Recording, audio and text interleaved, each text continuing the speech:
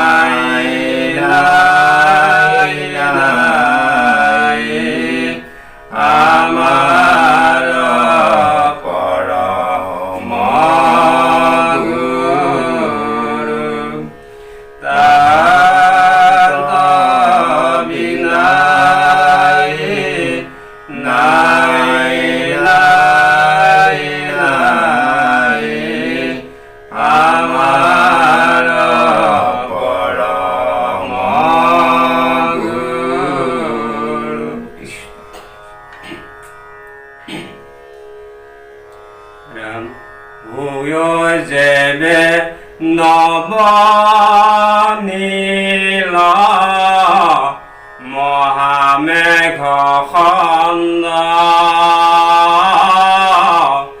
ওপৰে প্ৰকাশে তাৰ আদিত পছন্দ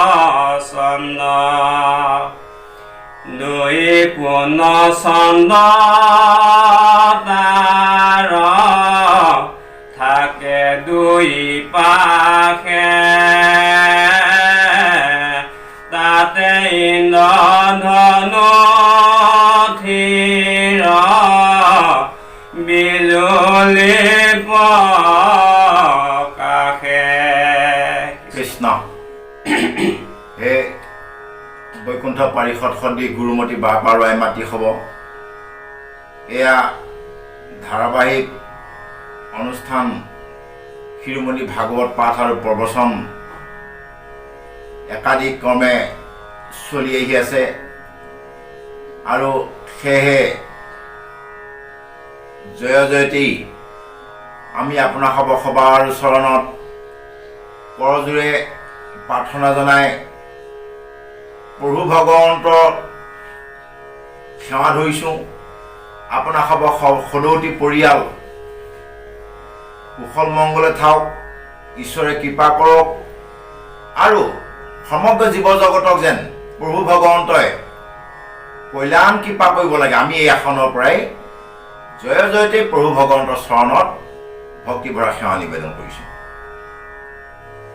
হে প্ৰভুসকল, এনেভাৱে কৃষ্ণ প্ৰভু ভগৱন্তই হস্তিনাপুৰৰ পৰা বিদায় লৈ দ্বাৰকাত প্ৰৱেশ কৰাৰ মাত্ৰকেই দ্বাৰকাবাসীয়ে সমগ্ৰটি দুকাষৰীয়াকৈ ৰাস্তাত শাৰী শাৰী হৈ কৃষ্ণ প্ৰভু ভগৱন্তক আদৰণি কৰিবৰ কাৰণে প্ৰস্তুত কৰিছে আৰু কৃষ্ণ প্ৰভু ভগৱন্ত ৰথৰেদি দ্বাৰকাত গৈ আছে। দুই কাষে সমস্তটি চন্দ্ৰ সূৰ্যৰ দৰে প্ৰজাবৰ্গই অৰ্থাৎ মহিলাসকলে, দ্বাৰকাবাসী মহিলাসকলে কৃষ্ণ প্ৰভু ভগৱন্তৰ শিৰত পুষ্প বৰ্ষণ কৰিছে। কৃষ্ণ ইৰাঞ্জিলি মিলি কৰ তাৰা ঠাই ঠাই তেৱে কৃষ্ণ শৰীৰ উপমা পাই কোটি কন্দ পৰদপ চোৰ হৈয়ে দেখি হেন ৰূপে জান্ত কৃষ্ণ সবাকুনি কৃষ্ণ হে প্ৰভুসকল, এনেভাৱে কৃষ্ণ প্ৰভু ভগৱন্ত যেতিয়া সেই দ্বাৰকাৰ পথেৰে আগবাঢ়ি গৈ থাকে আৰু তাত কৈছে যিসকল নেকি দ্বাৰকাবাসী পুৰুষ মহিলাই দুকাষৰীয়াকৈ আগুৰি প্ৰভু ভগৱন্তৰ মস্তকত পুষ্প বৰ্ষণ কৰিছে আৰু এতিয়া কৈছে সেইসকলেও যিসকলে পুষ্প বৰ্ষণ কৰিছে সেইসকলক বিভিন্ন আকাশত চন্দ্ৰ সূৰ্য গ্ৰহ তৰা নক্ষত্ৰ এইসমূহৰ লগত উপমা কৰিছে আৰু কৈছে যে এই সমস্তসমূহ ইমান খুব সুন্দৰ এটা পৰিৱেশৰ মাজতো যে এনেকুৱা কোটি গুণেও প্ৰভু ভগৱন্তৰ ৰূপটোক চেৰ পেলাব নোৱাৰে ইমানেই এটা জগতমোহনী ৰূপৰে সৈতে প্ৰভু ভগৱন্ত নিজ গৃহলৈ আগুৱাই গৈ আছে আৰু ইয়াত কৈছে যে সেই ৰূপটোক দেখি কোটি কোটি কণ্ড অৰ্থাৎ কামদেৱ কোটি কামদেৱৰ ৰূপটো যিটো সকলোতকৈ খুব আকৰ্ষণীয় সুন্দৰ ৰূপ হ'ল কামদেৱ আৰু কামদেৱৰ ৰূপটো কোটি গুণ হ'লেও প্ৰভু ভগৱন্তৰ ৰূপক সমতুল্য নহয় এনেভাৱে আমাক বৈকুণ্ঠ শাস্ত্ৰ মহাভাগৱতে উদাহৰণ দিছে গুৰুমতী বাসৱ এতিয়া প্ৰভু ভগৱন্ত যিহেতু তিনিতলিক অধিপতি 14 ভুৱনৰ মালিক সমগ্ৰ জীৱৰ ধাতা সমগ্ৰ সৰ্বকৰ্মকৰ্তা সকলোৱে প্ৰাণস্বৰূপ এই সমগ্ৰ জীৱ জগতৰ মূল তত্ত্বস্বৰূপ সেইজনা প্ৰভু ভগৱন্ত সদৃশ ৰূপ ধাৰণ কৰিবৰ কাৰণে একমাত্ৰ ভকতসকলৰ ৰূপৰ লগতহে তুলনা হয় অৰ্থাৎ ভকতেহে সেই ৰূপৰ সদৃশ বা সেই ৰূপৰ সমতুল্য হ'ব পাৰে কৃষ্ণ ইৰামনন্তৰে পিতে ৰগে হত পবেশিলা দৈৱকী প্ৰমুখে খাতো মাটি কন মিলা চিৰকালে প্ৰিয় পুত্ৰ পায়াসা তোমাৰ হৰি খেবিবল ভয়লা প্ৰেম ভাৱ কৃষ্ণ হে প্ৰভুসকল এতিয়া আমাক ভাগৱতে কৈছে যে এনেভাৱে গৈ গৈ কৃষ্ণ প্ৰভু ভগৱন্ত বসুদেৱ গৃহ পালে অৰ্থাৎ নিজ গৃহ পালেগৈ আৰু সেই নিজ গৃহত গৈ প্ৰভু ভগৱন্তই প্ৰথমেই ভগৱন্তৰ 7 গৰাকী মাতৃ বুলি কৈছে আৰু সেই 7 গৰাকী মাতৃক প্ৰভু ভগৱন্তই অৰ্থাৎ কৃষ্ণই প্ৰণাম কৰিছে অৰ্থাৎ সেৱা ধৰিছে আৰু এই 7 গৰাকী মাতৃয়ে ইমান দিনৰ পৰা ধৰি পুত্ৰ বিৰহত ব্যাকুল হৈ থকা যিটো নেকি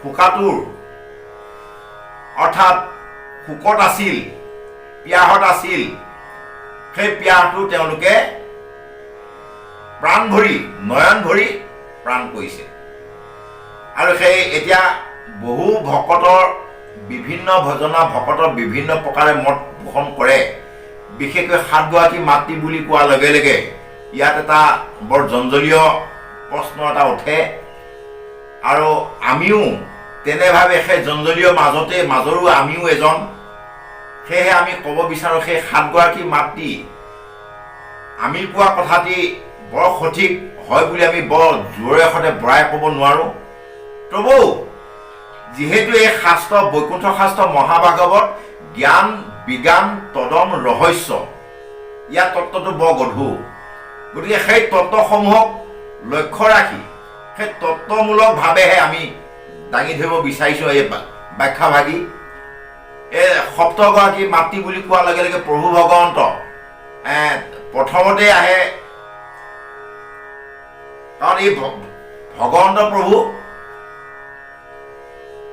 দৈৱকী আৰু বসুদেৱ, আৰু সেই দৈৱকী বসুদেৱেই ইয়াৰ আগৰ জন্মত, পূৰ্ব জন্মত তেওঁলোকে আছিলে পিঞ্চি নামে, দৈৱকী আছিলে পিঞ্চি নামে সতী, বসুদেৱ আছিল সুতপা নামৰ ৰজা প্ৰজাপতি।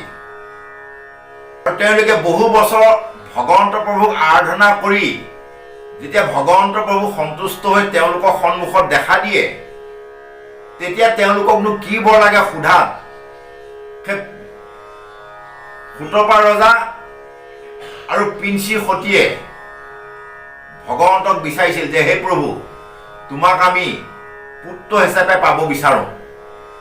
তেতিয়া প্ৰভু ভগৱন্ত ভকত বৈশ্যল তথাস্তু বুলি কৈ, অৰ্থাৎ ভকতৰ মনোকামনা পূৰণ কৰিবৰ কাৰণে সেই পিঞ্চি গৰ্ভ নামে এটি সন্তান হৈছিল, ভগৱন্তৰ অৱতাৰ পিঞ্চি গৰ্ভ।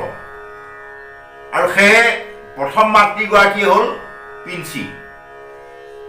আৰু দ্বিতীয় অৱতাৰ সেয়া কীৰ্তনত আছে, বামুণৰ স্বৰূপে অতি তিৰবাক্য পালি, ইন্দ্ৰক থাপিলা চলে বলিক নিকালি। এতিয়া তেনেভাৱে দ্বিতীয় জন্মত আহি সেয়া অদিতি আৰু কশ্যপ ঋষি দ্বিতীয় জন্মত হৈছিল সেইসকল। আৰু সেইফালৰ পৰা চাব গ'লেও দ্বিতীয় গৰাকী মাতৃ হ'ল অদিতি। আৰু তিনি জন্মত দৈৱকী আৰু বসুদেৱ, অৰ্থাৎ সেয়া সুতপা প্ৰজাপতি আছিল বসুদেৱ, আৰু পিঞ্চি সতীগৰাকী আহি পৰিল দৈৱকী। এনেভাৱে তিনিগৰাকী।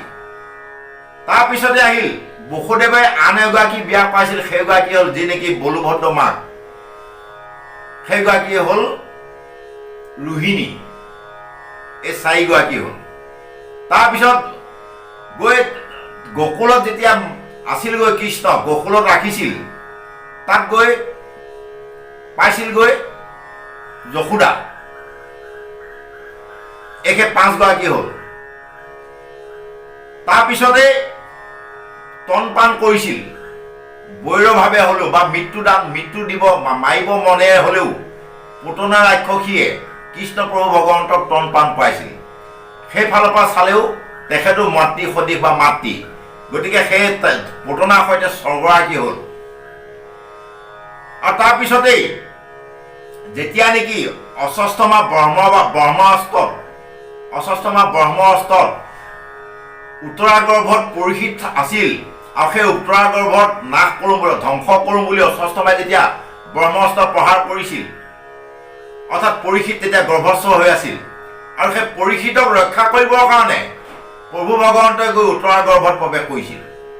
আৰু সেই উত্তৰাগৰ্ভত প্ৰৱেশ কৰা হেতুকে যিহেতু গৰ্ভত স্থান পাইছিল বা গৰ্ভত প্ৰৱেশ কৰিছিল, গতিকে সেইফালৰ পৰাও চাব গ'লে আধ্যাত্মিক তত্ত্বত উত্তৰাও এগৰাকী কৃষ্ণ প্ৰভু ভগৱন্তৰ মাক হৈ পৰিল। গতিকে এই সপ্ত মাতৃ কৃষ্ণ প্ৰভু ভগৱন্তৰ দ্বাৰকাত প্ৰৱেশ কৰিয়ে সেৱা ধৰিছিল। সেই সেৱা ধৰা হেতুকে, আৰু তাৰপিছতেই সপ্ত মাতৃক সেৱা ধৰাৰ পিছত মাতৃসকলেও বহুদিন বিৰহ হৈ থকা পুত্ৰক বৰ মৰম চেনেহৰে সৈতে আঁকোৱালি ধৰি নিজৰ নিজৰ হাবিৰাস, নিজৰ মাতৃ চেনেহ সম্পূৰ্ণভাৱে প্লাৱিত কৰি তুলিছিল কৃষ্ণ। ইৰাম কোলে লয়া মহাসেনে সংগিলন্ত ক্ষীৰ নয়নৰ জলে তাৰ তিয়ালা শৰীৰ তাসম্বাকসিয়া বিনয় বচনে নিজ মন্দিৰত পবে শিলা নাৰায়ণে। কৃষ্ণ। হে প্ৰভুসকল, এনেভাৱে মাতৃসকলক সেৱা সৎকাৰ জনাই মাতৃৰ পৰাও বৰ আদৰ সন্মান পায়, মৰম চেনেহ পায়। প্ৰভু ভগৱন্তই ক্ৰমান্বয়ে মাতৃসকলৰ পৰা বিদায় লৈ নিজ মন্দিৰ অৰ্থাৎ নিজ গৃহলৈ, নিজ ৰুমলৈ গুচি গৈছিল। কৃষ্ণ। এৰম 16,000 ভাইজা আৰু এক হাত একেবাৰে প্ৰৱেশিলা সবাৰ গৃহত। চিৰকালে শ্ৰীখামে দেখিছামি মুখ মিলিল হৰিৰ মনে দুৰভলা দুখ। কৃষ্ণ। হে প্ৰভুসকল, এনেভাৱে প্ৰভু ভগৱন্ত বিভিন্ন প্ৰকাৰৰ সমস্ত জগতখনেই মায়াময় ভগৱন্তৰ সৃষ্টি, আৰু সেই মায়াময় ভগৱন্তৰ সৃষ্টি হোৱাৰ হেতুকে এতিয়া ভগৱন্ত প্ৰভুৰ পত্নী 16,000 বুলি কৈছে, 16,100। আৰু সেই 16,100 পত্নী, প্ৰতিগৰাকী পত্নী গৃহ অৰ্থাৎ ৰুমসমূহ বেলেগ বেলেগ। আৰু ভগৱন্ত প্ৰভু মহামায়াৰ অধীনত মহামায়াক আশ্ৰয় কৰি সমস্ত 16,000 পত্নী গৃহটো একেলগে গৈ তেওঁ প্ৰৱেশ কৰিছে। আৰু প্ৰত্যেকগৰাকীয়ে ভাবিছে যে প্ৰভু ভগৱন্ত অৰ্থাৎ স্বামী, আমাৰ স্বামী মাত্ৰ মোৰলৈহে চেনেহটো বেছি, গতিকে হস্তিনাপুৰৰ পৰা আহিয়ে পোনে পোনে পহিলা মোৰ ৰুমলৈ বা মোৰ গৃহলৈ আহিছে। প্ৰত্যেকগৰাকীয়ে তেনেভাৱে ভাবিছে যে মোৰ প্ৰতি চেনেহটো বেছি, মৰমটো বেছি, গতিকে মোৰ ওচৰলৈহে আহিছে। এতিয়া এইখিনি কথা ভকত বৈষ্ণৱ প্ৰভু ভগৱন্ত সমস্ত জগততে সমভাৱ, এইসমূহ আমাক বুজাইছে, আমাক দেখুৱাইছে। এতিয়া ইয়াত বৈকুণ্ঠ শাস্ত্ৰ মহাভাগৱত পদত প্ৰকাশ পাইছে যে ভগৱন্ত প্ৰভু এজন মাত্ৰ ভগৱন্ত প্ৰভুৱে 16,100 কৃষ্ণ পত্নী গৃহত একেলগে প্ৰৱেশ কৰিছে একেবাৰতে। তেতিয়াহ'লে চাওক কেনেকুৱা তেওঁৰ লীলা, অৰ্থাৎ সকলোকে সমভাৱে ৰাখিবৰ কাৰণে তেওঁ এই লীলাক আমাৰ সমস্তক দেখুৱাইছে। কৃষ্ণ। এৰা পৰম সাদৰে আস নৰপি বাট থয়া প্ৰমাণক লীলাম তুষ্টি মহাপ্ৰেমে নেতৰলো তক ভয়লা বাজ অঞ্চলে মুচিলা মুখ হয়াম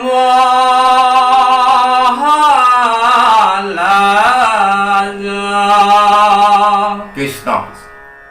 হে প্ৰভুসকল, এতিয়া সেই কৃষ্ণ পত্নীসমূহৰ যি নেকি কৰ্তব্য, অৰ্থাৎ এগৰাকী গৃহিণী যি দায়িত্ব ধৰ্ম, এতিয়া ইয়াত প্ৰকাশ কৰিছে।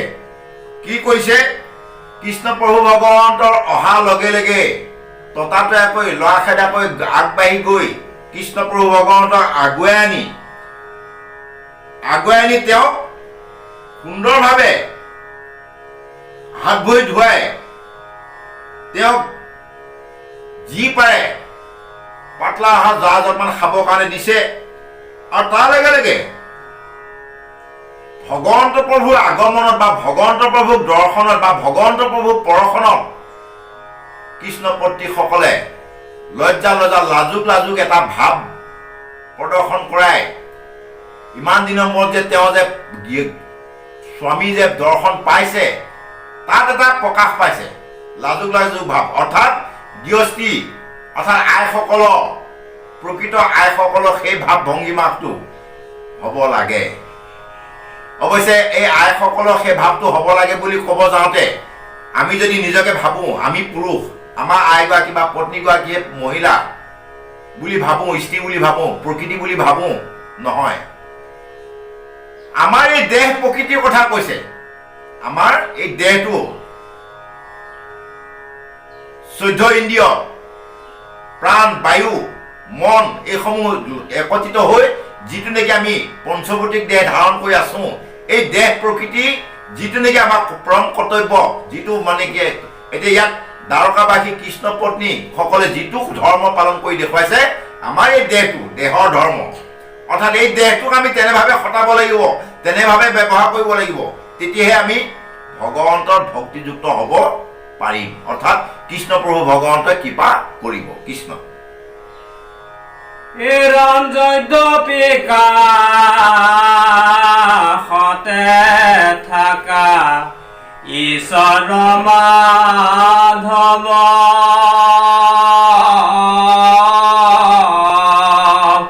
তথাপি দেখন্তে প্ৰীতি বাহে নব নব যদ্যপি চঞ্চল লক্ষ্মী জগতে বিদিত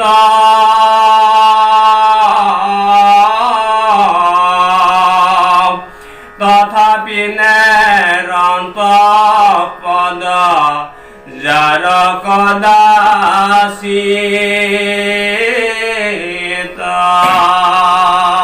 হে প্ৰভুসকল, এতিয়া ইয়াত এটা বৰ গুৰুত্বপূৰ্ণ বাৰ্তা প্ৰেৰণ কৰিছে আমালৈ ভাগৱত শাস্ত্ৰই।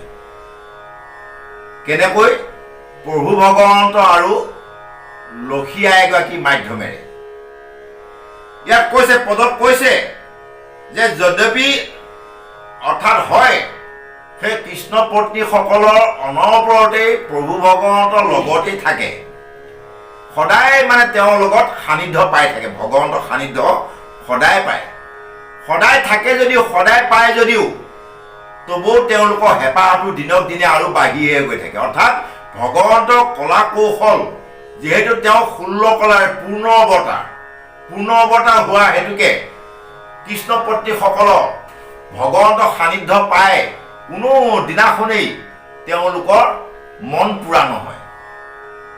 এতিয়া আমাৰবিলাকেও আমি যদি নিজকে নিজে কওঁ, আমি প্ৰথম যেতিয়া নেকি আইগৰাকীৰ সৈতে বিবাহ পাশত আবদ্ধ হৈছিলোঁ, তেতিয়া যিটো মৰম চেনেহ আছিল আমাৰ আইগৰাকী আমাৰ মাজত, বৰ্তমান সেইটো নাই, কিয়নো আমিবিলাক পুৰণা হ'লো এতিয়া। কিন্তু ভগৱন্ত প্ৰভু পত্নীসকলৰ মাজত সেইটো বিচাৰ বিবেচনা বা সেইটো ভাৱ নাছিল, কিয়নো প্ৰভু ভগৱন্তই প্ৰতিদিনাখনেই যেনেকৈ সোণ পুৰিলে নতুন হৈ থাকে, তেনেকৈ তাতোতকৈ নতুন হৈ গৈ থাকে তেওঁ কলা কৌশলসমূহ। আৰু তাৰপিছতে ইয়াত এটা কৈছে, ইয়াত এটা সাংঘাতিক গুৰুত্বপূৰ্ণ বাক্য এটা কৈছে যে হয় লক্ষী, প্ৰকৃত লক্ষ্মী, লক্ষীৰ যিটো স্বৰূপ, লক্ষীৰ যিটো প্ৰণালী নিয়ম চঞ্চল বুলি কৈছে। লক্ষী সেইটো চৰিত্ৰটো হ'ল চঞ্চল, কিন্তু চঞ্চল হ'লেও প্ৰভু ভগৱন্তৰ ক্ষেত্ৰত বা প্ৰভু ভগৱন্তৰ চৰণ তেওঁ কেতিয়াও নেৰে। এইটো এটা বৰ গুৰুত্বপূৰ্ণ কথা যদি আমি ভাবিব যাওঁ। ইয়াত এতিয়া ভাগৱত শাস্ত্ৰই কেনেকৈ ক'লে, ইয়াত কৈছে যদ্যপি চঞ্চলা লক্ষ্মী জগতে বিদিত অৰ্থাৎ সংসাৰখনে জানে, তথাপি নেৰন্ত পদ যাৰ কদাচিত, অৰ্থাৎ প্ৰভু ভগৱন্ত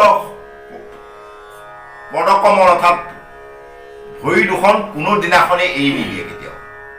এতিয়া ইয়াত কৈছে যেনেকৈ আমি পোনে পোনে ক'ব হ'লে ধন টকা পইচা কাৰো স্থায়ী সম্পত্তি নহয়। আজি যদি ধন মোৰ লগত আছে, কাইলৈ সেই টকাটো তেখেতৰ ওচৰত যাবগৈ, পৰহিলৈ তেখেতৰ ওচৰত যাব, মানে চঞ্চল। দিনটোৰ ভিতৰতে কিমান জেগা ঘূৰি ফুৰে কোনো ঠিকনা নাই, কেইটা হাতত যায়গৈ। লক্ষী মানে হ'ল সেইবোৰ লক্ষীক কৈছে, আৰু সেইটো লক্ষীয়ে হ'ল অধিপতিজনে হ'ল সেইজনা প্ৰভু ভগৱন্তৰ পত্নী লক্ষী। আৰু সেই লক্ষী মনটো বা তেওঁৰ কৰ্মখিনি চঞ্চল হয় যদিও কিন্তু কি বুলি কৈছে? প্ৰভু ভগৱন্তৰ দাস অৰ্থাৎ ভগৱন্তৰ চৰণ লক্ষীয়ে কোনোদিন নেৰে। অৰ্থাৎ ইয়াৰ দ্বাৰা আমাক বুজাব বিচাৰিছে যে আমি লক্ষী আইগৰাকীক বা লক্ষী পূজা, কোনো দুৰ্গা পূজা, কোনো দেৱী উপদেৱৰ দেৱী দেৱতাক পূজা নকৰি যদিহে ভগৱন্ত প্ৰভুক ভকতি কৰি যদি ভগৱন্ত প্ৰভুক বৈশ্য কৰিব পাৰোঁ, তেতিয়াহ'লে লক্ষীও আমাৰ বৈশ্য হ'ব। অৰ্থাৎ লক্ষীও আমাৰ ঘৰত ঠাইভাৱে বাস কৰিব। কিয়নো লক্ষীয়ে ভগৱন্ত প্ৰভুৰ চৰণ নেৰে। গতিকে ভগৱন্তক যদি আমি বান্ধি ৰাখিব পাৰোঁ, কিহৰে বান্ধিব লাগিব? নাম প্ৰেমৰ জৰিয়ে, নাম প্ৰেমৰ সৈতে বান্ধিব লাগিব। অন্যথা কোনো জৰিয়ে বান্ধিব নোৱাৰে। সেই নাম প্ৰেমৰ জৰিয়ে সৈতে যদি ভগৱন্তক বান্ধি ৰাখিব পাৰোঁ, তেতিয়াহ'লে লক্ষী এনেই বৈশ্য হ'ব আমাৰ ঘৰত, আমাৰ ঠাইত। তেনেভাৱে আমাক পদ জনাই বা বৈকুণ্ঠ শাস্ত্ৰ মহাভাগৱতে দেখুৱাব বিচাৰিছে কৃষ্ণ। হে ৰাম হে নয় সাৰা কৃষ্ণ হয়া পৰ দেগ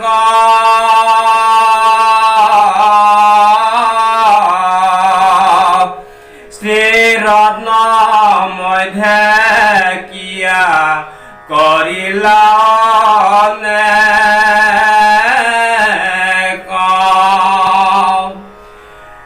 পৰম পদ্মিনী খম লীলা গজগতি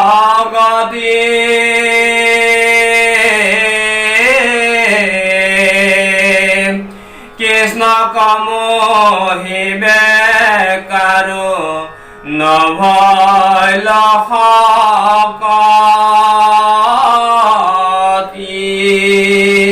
কৃষ্ণ।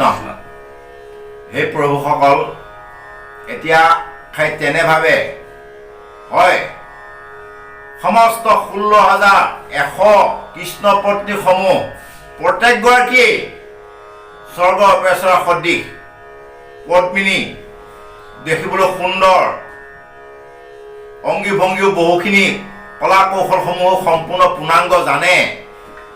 কিন্তু এতিয়া আমাক পৰ্জনাই কৈছে যে এই এনে ভাৱ সুন্দৰ সুন্দৰ পত্নীসমূহ হোৱা স্বত্তেও কোনো গৰাকীয়ে কিন্তু প্ৰভু ভগৱন্তক মোহিবৰ কাৰণে কাৰো সাধ্য নহ'ল।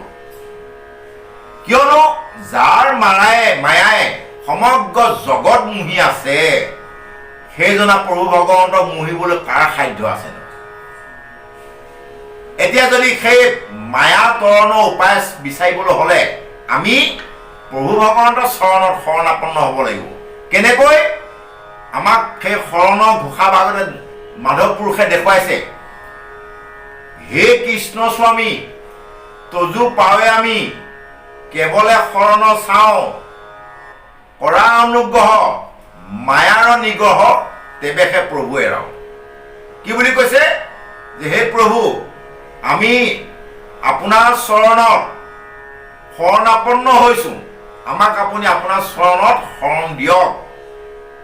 আপোনাৰ চৰণত শৰণাপন্ন হ'লেহে বা আপোনাৰ কৃপাপাত্ৰ হ'লেহে, আপুনি কৃপা কৰিলেহে, আপোনাৰ চৰণত শৰণ ল'লেহে মায়াৰ নিগ্ৰহ অৰ্থাৎ মায়াৰ যিটো নেকি আমাৰ ওপৰত কুদৃষ্টি কুপ্ৰভাৱ বা খামুচি মাৰি ধৰি থকাৰ দৰে আমাক খামুচি মাৰি ধৰি নানান ধৰণৰ লতি ঘটি কৰি আছে। গতিকে তাৰ পৰা পৰিত্ৰাণ পাব হ'লে আপোনাৰ কৃপা বা আপোনাৰ চৰণত শৰণাপন্ন হ'ব লাগিব বা আপুনি কৃপা কৰিব লাগিব। এতিয়া সেই তেনেহেন প্ৰভু ভগৱন্ত মায়া জানো মুহিব পাৰে কিবা খাদ্য শক্তি আছে? নিশ্চয় নাই। এই গুৰু হ'ব এনেভাৱে আমাক বৈকুণ্ঠ শাস্ত্ৰ মহাভাগৱতে বিভিন্ন পন্থাৰ সৈতে বুজাবৰ কাৰণে চেষ্টা কৰিছে কৃষ্ণ।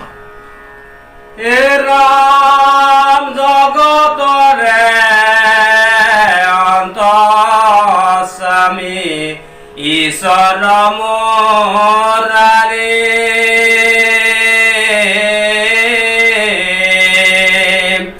তানম হিমা নজা নীলয়ে কোনাৰী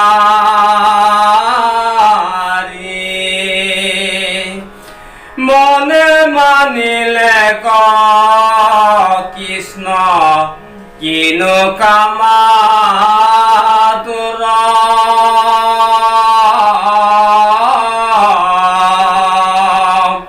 তাতে সেয়া মাখ ত্যাজি নজান্ত বিন্দু কৃষ্ণ। হে প্ৰভুসকল, এই এনেভাৱে যেতিয়া প্ৰভু ভগৱন্তই প্ৰতিগৰাকী গৃহত একেলগে প্ৰৱেশ কৰি যেনেকৈ বৰ্জত ৰাসকেলি সময়ত যত গোপী তত কৃষ্ণ হৈ সমগ্ৰ গোপিকাসকলৰ মন পূৰা কৰিছিল, ঠিক তেনেকৈ এতিয়া 16,100 পত্নী প্ৰতি গৃহতেই কৃষ্ণ প্ৰভু ভগৱন্তই একেলগে প্ৰৱেশ কৰি প্ৰতিগৰাকীৰ লগতে অনবৰতেই বাস কৰিছিল। আৰু সেই তেনেভাৱে সময় অতিবাহিত কৰা হেতুকে প্ৰতিগৰাকীয়ে মনত ভাবিছিল যে এই কৃষ্ণ প্ৰভু ভগৱন্ত ই কম কামাতুৰা নে বাৰু, ই কম বাৰু মহিলা নাৰী তলপীয়া নে? কাৰণ আমাক অকণমান সময় এৰি থৈ আঁতৰি নাযায়। এনেভাৱে প্ৰভু ভগৱন্ত মায়াত মোহিত হৈ প্ৰতিগৰাকীয়ে তেনেভাৱে ভাবিব আৰম্ভ কৰিছিল। আৰু এই এনেভাৱে ভবা হেতুকেই বৃন্দাবনত ৰাসক্ৰীড়া সময়ত যত গোপী তত কৃষ্ণ হৈ যেতিয়া কৃষ্ণ প্ৰভু ভগৱন্তে প্ৰতিগৰাকীৰ লগতেই আলাপ আলিংগনৰ মাধ্যমেৰে অনংগ ৰাসকেলি কৰিছিল, সেই তেতিয়া প্ৰতিগৰাকীয়ে ভাবিছিল, ইগৰাকীয়ে ভাবিছে মই কম ৰূপৱতী নহয়, মোৰ ৰূপ যৌৱনত মুগ্ধ হৈ প্ৰভু ভগৱন্তে মোৰ লগতে অনবৰতে থাকে, বাকীসকলক ফ্ৰীয়ে নাচায়। এনেভাৱে যেতিয়া প্ৰতিগৰাকীয়ে ভাবিব ধৰিলে, তেতিয়া দেখিলে যে প্ৰভু ভগৱন্তই যে এওঁলোকৰ অন্তৰলৈ অহংকাৰ আহিল। আৰু ভকতৰ যি মুহূৰ্ততে এনেভাৱে অহংকাৰ আহে, প্ৰভু ভগৱন্তই কিবা এটা নহয় কিবা এটা মাধ্যমেৰে সেই ভকতৰ অহংকাৰ দূৰ কৰিবৰ কাৰণে চেষ্টা কৰে। তেনেকুৱা বহু ধৰণৰ উদাহৰণ আছে, যেনেকৈ সেই বৃন্দাবনত গোপিকাসকলক অহংকাৰ দূৰ কৰিবৰ কাৰণে প্ৰভু ভগৱন্তই তৎমুহূৰ্ততে অন্তৰ্ধান হৈছিল। অৰ্জুনৰ অহংকাৰ অহা দেখি বিপ্ৰপুত্ৰ আনয়নত অৰ্জুনৰ অহংকাৰ দূৰ কৰিছিল। আৰু ক্ষিপিনেও বিভিন্ন উদাহৰণ আছে, বিভিন্ন ভকতসকলে নাৰদে অহংকাৰ অহাত সেই নাৰদকো এটা সময়ত অহংকাৰ দূৰ কৰিছিল। নাৰদৰ ভক্তিত অহংকাৰ অহা হেতুকে এনেধৰণে বহু কথা আছে। এই সমগ্ৰখিনি প্ৰভু ভগৱন্তই ভকতক ৰক্ষাকৰণৰ হেতুকে, ভকতৰ কৃপা পাবৰ কাৰণে ভকতক কেতিয়াও পথভ্ৰষ্ট হ'ব নিদিয়ে কৃষ্ণ। মতে জগতৰ নাথ নাৰায়ণ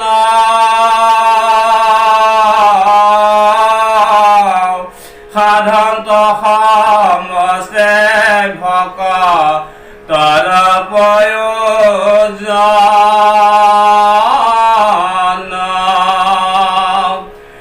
মনুষ্যৰ চেষ্টা কদে খাই থাকিলন্ত তথা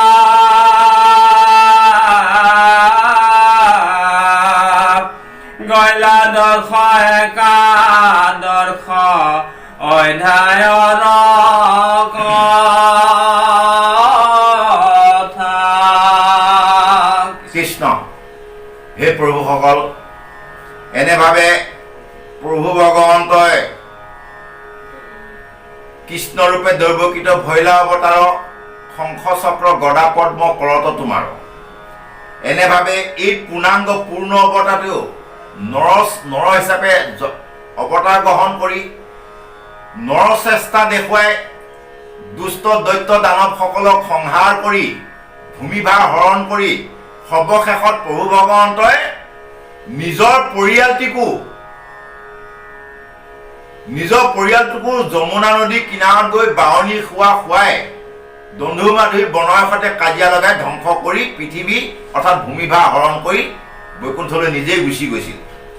আৰু এই কাৰণটো হ'ল কি, তেওঁ মনুষ্য অৰ্থাৎ মানুহ হিচাপে অৱতাৰ গ্ৰহণ কৰি মানুহৰ যি কৰ্ম সেই মনুষ্য কৰ্মসমূহ কৰিয়ে তাৰ মাজতেই তেওঁ ভগৱন্তৰ শক্তি প্ৰদৰ্শন কৰি অৰ্থাৎ ভকতক ৰক্ষা কৰি ভকতক দৰ্শন কৰে অৰ্থাৎ ভকতেহে সেই প্ৰভু ভগৱন্ত কৃষ্ণৰ লীলাসমূহ বা কৰ্ম কৰ্তব্যসমূহ বুজি পায় বা ধৰিব পাৰে চিনি পায় অভকতসকলে কেতিয়াও ধৰিব নোৱাৰে কেনেকৈ যেনেকৈ সেয়া যুধিষ্ঠিৰ ৰাজসূয় যজ্ঞত শিশুপাল দণ্ডভক্ত জৰাসন্ধ এনেধৰণৰ যিসকল নেকি দুৰান্তকাৰী ৰজা আছিল সেইসকলে কৃষ্ণক গোৱালৰ পোৱালি অৰ্থাৎ গৰু গৰখীয়া বুলিয়ে ভাবি আছিল কিন্তু যুধিষ্ঠিৰ ভীষ্ম পাণ্ডৱ সমস্তটি পাণ্ডৱেই গুৰু দ্ৰোণাচাৰ্যই কৃষ্ণ প্ৰভু ভগৱন্ত বুলি চিনি পায় কুন্তি আইগৰাকীৰ সৈতে দ্ৰৌপদীৰ সৈতে কৃষ্ণক